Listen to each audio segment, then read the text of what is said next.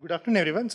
I am Anoop, and I'll today kind of start off with this session on natural language understanding and generation that we are doing as part of the launch event at AI for Bharat. And joining me are Dr. Ratish Pudupulli and Dr. Rudramurthy. So I think they are online. Rudra, Ratish, if you are making yourselves audible. Hey, hi. Okay, good. So yeah, we are good to go then. Okay. So what we will do today is this. Uh, so we have three workshops, and the first workshop is, of course, talking about translation, transliteration, which are cross-lingual applications, right? So input in one language, output in some other language. Okay. Then there's speech workshop, which is about speech. So how do you recognize speech, convert from one modality to another? So speech into text. This workshop is purely about text. So what can you do with text, which is kind of the crux of what natural language processing is all about, right? So yeah, so there are a few people here. I'll also welcome everyone who's online as well. So we'll go over two parts, right? So natural language processing means two things. One is how do you understand language, which means how do you take in text and then extract something meaningful, some meaningful information out of it. So a very common example is some sort of sentiment analysis. So if you have, say, a movie review saying whether this is a positive sentiment, a negative sentiment, or any kind of information extraction task. So if you want to identify entities in text, so that's again gleaning information from the text. So that's the second kind of understanding. And then you have things like question answering. So given a piece of text and a question, can you spot the answer? Right, so a paragraph and then a question about that paragraph. Can you? So there are some examples of natural language understanding. Okay, so it's you can think of it as conversion from unstructured data into some form of structured data. On the other hand, you have the other class of applications, which are natural language generation applications, in these applications, what you are looking at is generating text, okay? And the input could also be text, but it might be some sort of structured data as well, okay?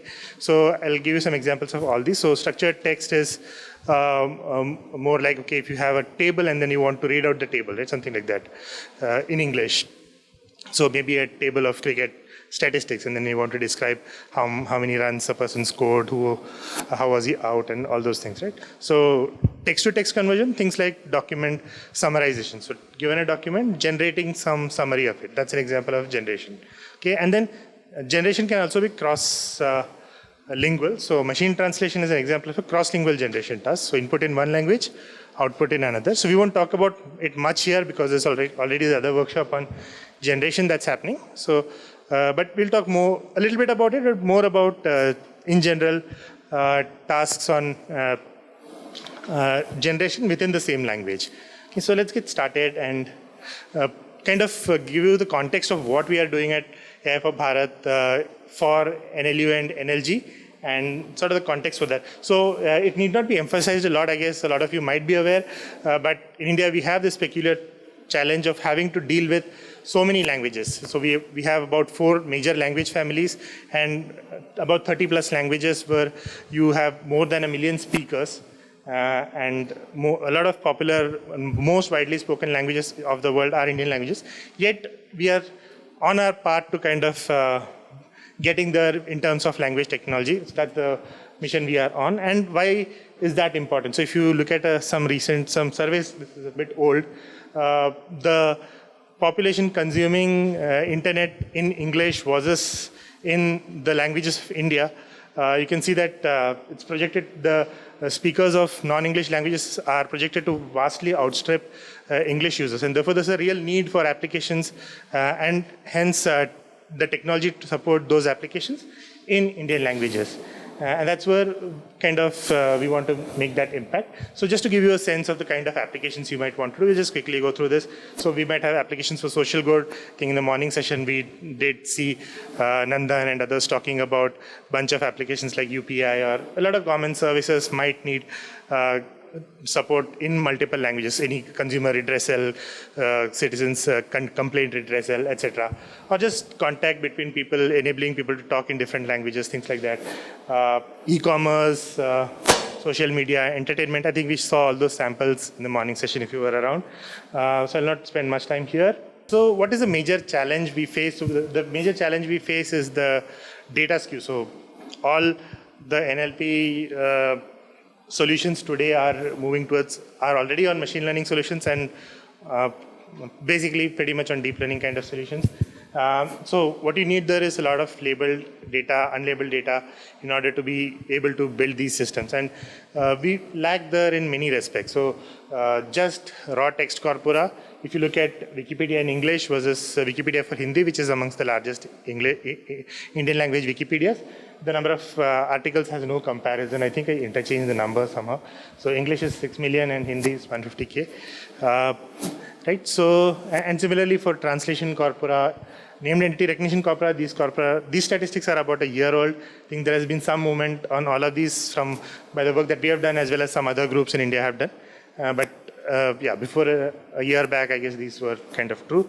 So in general, like question answering again, like there is no comparison, right? There's no data around. So how do we kind of address this kind of huge data imbalance? So that's the kind of mission we are looking at. And to set the context again, right? So how have we reached here? So historically, we started with rule-based systems. So there you are handcrafting rules. Say for example, sentiment analysis, you might write a bunch of complex rules. First, you might have to actually analyze the language. You might need a parser for the language, pause tagger for the language, a named entity recognizer in some way. Again, all those are also complex systems in themselves, rule-based systems. And then on top of that, you build an intelligence layer. So you can see the amount of human effort required and human expertise required in this case, because these people might need to be people with linguistic expertise to do this. Right? Then we moved from rule-based systems to statistical ML systems, where again you need annotated data, but might not need as much linguistic expertise. To some extent, you still might to build the lower level components, annotate data tags, etc. But say if you're doing the end application for sentiment analysis, it's more about feature engineering, which needs domain knowledge, but not necessarily a lot of linguistic knowledge. Okay, but again, yeah, a lot of handcrafting is required. And so every time you have to support a new language, you might have to do feature engineering for new language, data annotation for a new language, and so on. Finally, we come to deep learning systems, and one major gain or advance that these systems did is the idea of having distributed representations, embeddings, or unsupervised features, so to say. So without having any handwritten features, you could actually generate features for your problem. So at least that problem got solved, but you still need data annotation. So again, the problem that some languages might have data, some languages might not have data. But still, deep learning is kind of a pivotal turning point, and it gives us certain opportunities. And that's what we have been kind of working on as to now that today we are in this era where deep learning is dominant, what are the opportunities it provides us and how can we utilize that? Okay, so yeah, so as I said, deep learning, first of all, allows you to do kind of representation learning, unsupervised feature learning, which means at least feature engineering, you're repeatedly doing that across languages can be avoided. Okay, on top of that, a couple of other advantages from using these deep learning based solutions is multilinguality. So it's very popular these days to build models which can support multiple languages. And why is that possible? That's possible because you have these distributed representations, you have where essentially everything is a numeric vector, and as long as you can get multiple languages into the same vector space, you are good, right? And so your models are language agnostic and can support multiple languages. Moreover, if you have, say, annotated data for a language, you can do transfer learning. You can use data from one language to help another language. And finally, pre-trained models have been another big advance in the area of NLP over the past few years. So what this does is, earlier, so if you had only a small data set, that small data with a small annotated data set, you not just had to learn the feature space of the problem you're handling, but also the language, right?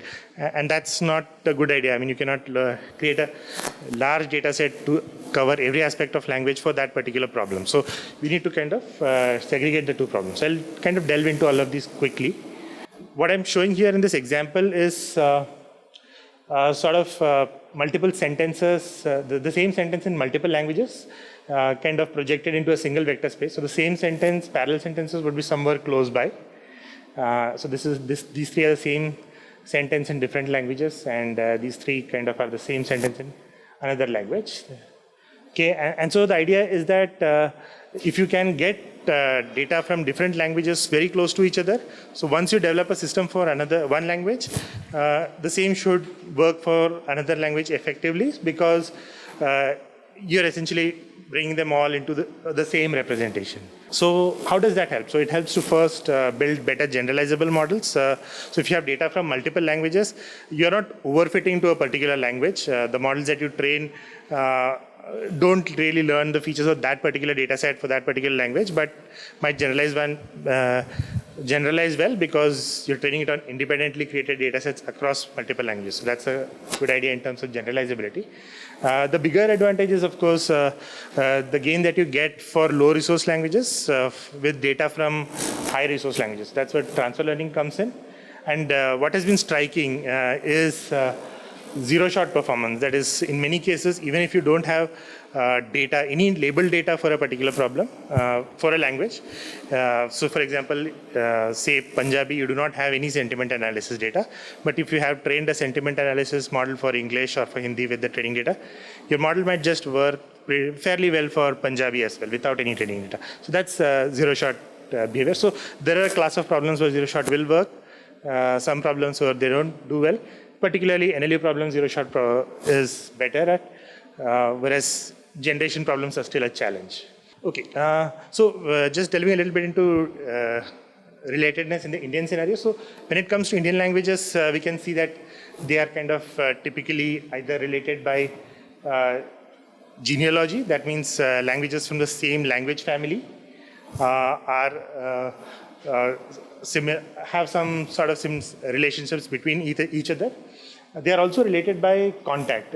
So we have 4 language families in our country, and they have been in contact with each other for a long time. And due to that, what you see is that they've exchanged a lot of grammatical and other linguistic features, and therefore you can do some sort of good transfer learning across these languages as well. So this is sort of what is in linguists call a linguistic area. So the Indian subcontinent is kind of a very good example of such a linguistic area. And why is this important in deep learning? So the previous figure that I showed was the kind of an idealistic scenario where irrespective of what language you choose, parallel sentences map to approximately the same location. But that doesn't always happen. If you look at the same sentence across, say, 100 odd languages and zoom in and look at the clustering of those languages, you will find again some sort of clustering by language family, which means that similar languages cluster together in a representation space. And that's why it matters as to how you do transfer learning. You cannot take a random language and do transfer learning. It doesn't work as well compared to taking a related language for doing some sort of transfer learning. So that was the role of multilinguality. Finally, pre-trained models are very important and kind of have taken over have become the backbone of NLP since BERT came about in 2018. So what's the idea here? So the idea here is that, okay, supervised data alone is not sufficient. If you have, say, 10,000 examples or even 1 lakh examples for doing a sentiment analysis system, it can capture only so much of the language as you have in the training data. But what about synonyms? What about certain grammatical relationships? So you cannot learn it from that finite amount of data.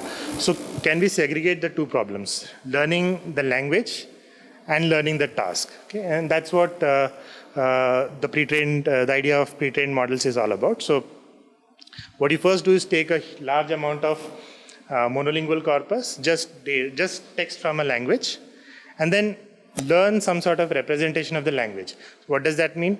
So can you, for every word, have some representation which can figure out, okay, two words are similar to each other, or they have some sort of relationship with each other. Okay, this is the kind of relationship. This has nothing to do with any end task. Okay, this is just learning something about the language.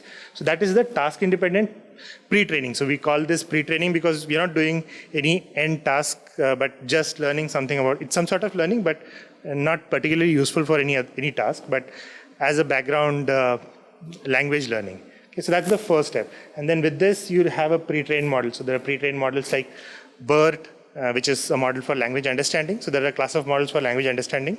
So BERT is one of them. Then there are a class of models for language generation. So BART from Meta or Facebook is an example. MBART actually. So yeah, BART also came from Facebook. Right. So these are some of the examples. So we'll see what in the sessions on NLU and NLG, what these particular models do. But to give you a sense, yeah, these are the two large class of tasks. So yeah, the thing is that there's also one more advantage. So this task-independent retraining has to be done once for a language or a bunch of languages.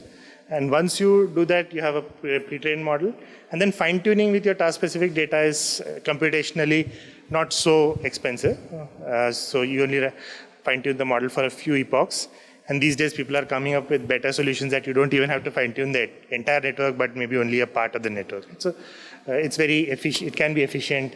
The fine-tuning part can be efficient. So to summarize, with pre-trained models, we have task-independent pre-training, which creates models like BERT and BART, depending upon the kind of task.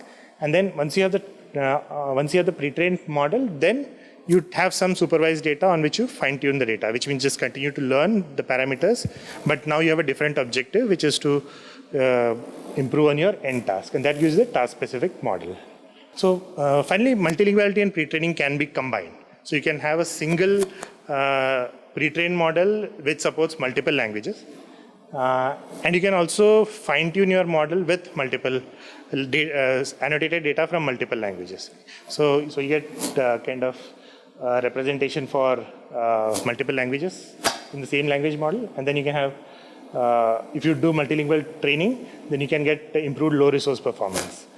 If you have only high resource data, because you're pre-trained with multiple languages, you can feed in data for only one language, a new language, which you have not, for which you have seen no fine-tuning data, and you still get some performance, which is what we just mentioned about zero-shot performance. Okay, so that's how multilinguality plus pre-training becomes a very, very powerful idea, and that's kind of if you had a chance to be in the morning session and looked at the kind of models we have released. That's been the underlying philosophy that we have been working with.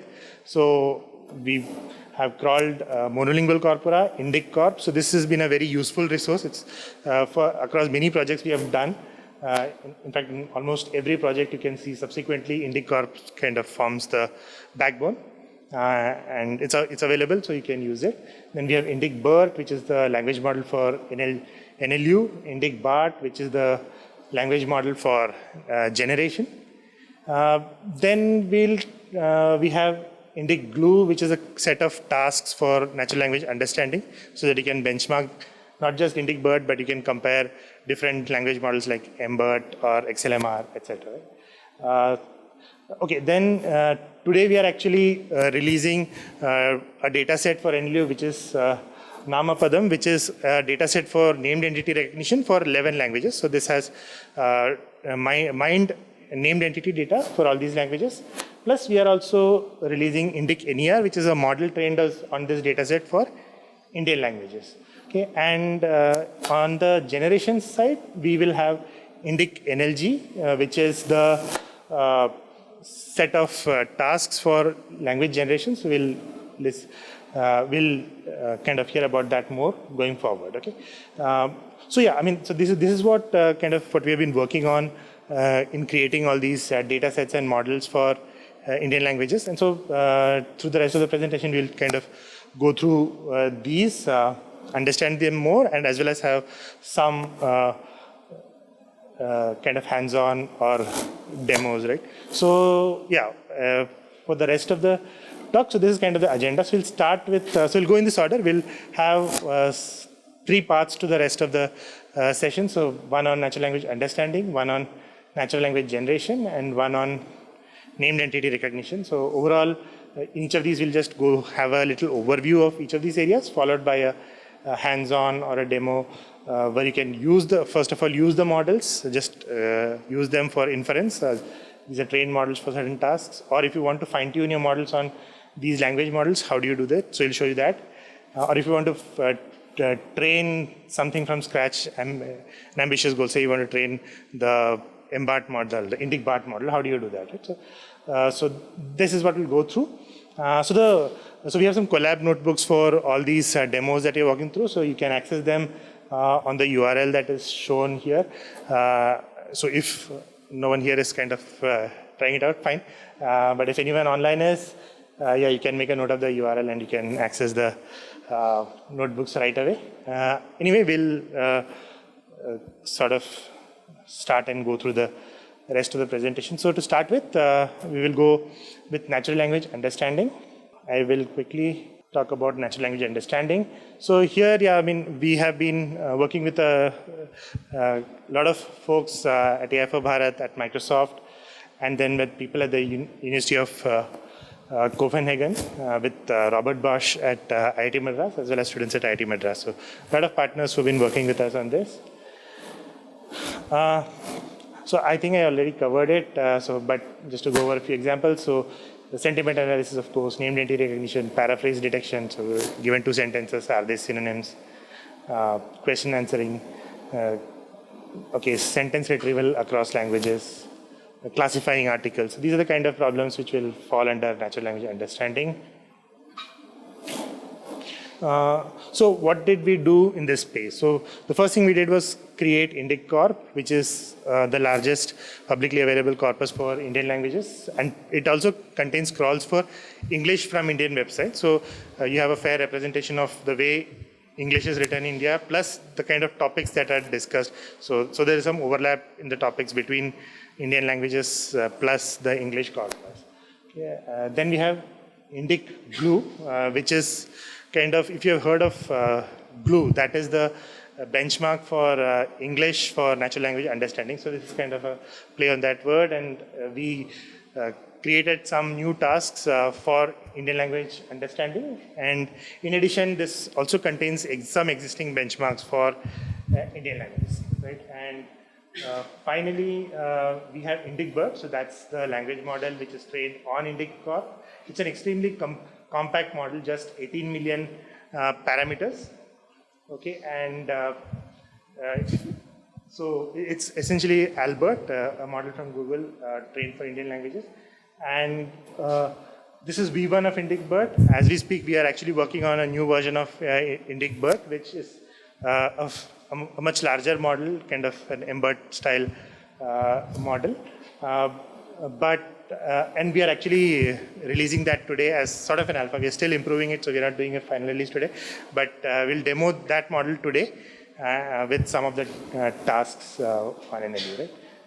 Okay. So just to quickly go through how we created the corpus. So we curated a lot of sources of Indian language data. So I think one of the primary sources we looked at was some websites which collate list of newspapers across India, right? So use that as a source for identifying which websites to crawl. So this is not a general web crawl, but we did a crawl on our own. And this crawl, so we have our own infrastructure for this crawling built on top of, what is that library? Spacey? Yeah. Not Spacey, sorry, the web spider Python library, right? And then on top of that, of course, once you crawl, there's a lot of filtering to be done in terms of eliminating back sentences, tokenizing, first of all, sentence splitting the articles, then tokenizing them, etc. And kind of doing normalization to ensure consistent Unicode representations across all the text. So all this is sort of available on GitHub if you want to play around and do your own crawling as well. So with this, like this corpus came to around about 9 billion tokens. Yeah. So with the corpus, We first built word embeddings. So these are static embeddings for every word. So the word embeddings are kind of a little bit out of favor now, with most people moving to pre-trained models, but they still might have some relevance for certain applications, especially if you want really small models. So we took IndicCorp and then we built word embeddings using fast text, but on a larger corpus than what Facebook's fast text embeddings are trained on. So Facebook's fast text embeddings are trained on Common Crawl plus Wikipedia, and the models that we trained, we compared it on certain tasks like word similarity, word analogy, and we see that they are better than the Facebook models. Okay. Right, so next is, IndicGlow, that benchmark. So this again is a collection of different tasks, and there's some variety in the kind of tasks that are covered. So you will have certain classification tasks, like news article classification, certain diagnostic tasks like natural language inference and COPA. These are translations from Glue that we did. And then there are certain semantic similarity tasks like headline prediction. So the task here is given an article and then a bunch of alternative headlines predict the right headline. And so we did some heuristics to ensure that you don't have easy alternatives. The alternatives are sort of challenging as well. And similarly, we have Wikipedia section title and close style QA, which are like very similar tasks. So again, it's sort of, you have alternatives and you have to choose from one of them based on semantic similarity, right? Next, what do we have? Right, so then let's talk a little bit about IndicBert. So as I said, IndicBert is the first version of IndicBert that has already been around for some time now. It's trained on 11 Indian languages on the 9 billion IndicCorp data, plus which also includes Indian English. This is a multilingual model, a single model for all the 11 languages, and a very compact model, just 20 million parameters. Yet, this is fairly competitive with MBERT and XLMR with a rider when it comes to, if you have in-language training data and you fine-tune IndicBert with that data, then typically the performance is comparable to MBERT and XLMR. And yeah, I think it's fairly well used as far as we can see the stats on Hugging Face. And so it's very simple to fine-tune it since the model is on Hugging Face, and we'll see a demo of that. Well, of course, not the demo. Right, so this is IndicBert V1. What we will demo today is IndicBert V2 Alpha, where the major change is that this is no longer Albert, but a much larger model. And we felt we needed to migrate to a larger model because in scenarios where you don't have a lot of training data for languages and zero-shot performance becomes critical, having a larger model is very important. And that's what we are moving towards. So just to give you some sense of where IndicBert stands. So this is statistics on the sentiment data set, which is part of IndicGlue. So you can see that IndicBert is very similar is kind of very similar in accuracy to MBERT, although it's about 5 times or 6 times smaller. And XLMR is of course even larger, and it is better. But yeah, it's kind of good that even with just 18 million parameters, we are competitive with these much larger models. And the reason being that this is trained exclusively for a finite set of languages, so model capacity can be used optimally. So if you're only interested in a bunch of languages, it makes sense to do that. And the data is also kind of much cleaner than what you see on CC Metrics or generally on the web. So as I said, I mean, one very common scenario we are seeing is that in many cases, so if you want to do a sentiment analysis system for 22 languages, it is unlikely that you will find or be able to annotate data for all these languages. So if you have a model trained on English and maybe also some high resource Indian languages like Hindi, so you might train a model for those and then expect the model to work without any training data fairly well for the other Indian languages. So that's what we are working towards. So yeah, an additional point to mention is that IndicBert V2 will cover all the 22 Indian languages listed in the constitution. So that plus, yeah, much larger model, those kind of are the cornerstones of this new model. Okay, and going forward, yeah, so we are working as we speak, like on 22 languages. We want to have many more evaluation benchmarks, which are more challenging, things like question answering and other fairly challenging NLU tasks for which we should have evaluation data so that we can benchmark our models or any competing models to see how we perform. And zero-shot performance is important, so that's one area to focus on. We also want to look at how can we do efficient pre-training and fine-tuning. So if you switch to larger models, yeah, there is a cost to pay for that. So parallelly, like with some, on the research side, we are looking at can we do fine-tuning in a much more optimized way. There are already some solutions, we are exploring that, but can we do something better on both fine-tuning and pre-training? Okay. So yeah, to summarize, we have Indic Corp, we have Indic BERT, which is a language model, Indic Glue, which is the data set, Indic Fast Text, which are word embeddings. And yeah, so, I mean, it makes, with our experience is that, I mean, it makes sense to sort of have a language model with a finite set of languages if that's the use case that you want to support. And then you could train much smaller language models and get fairly good performance.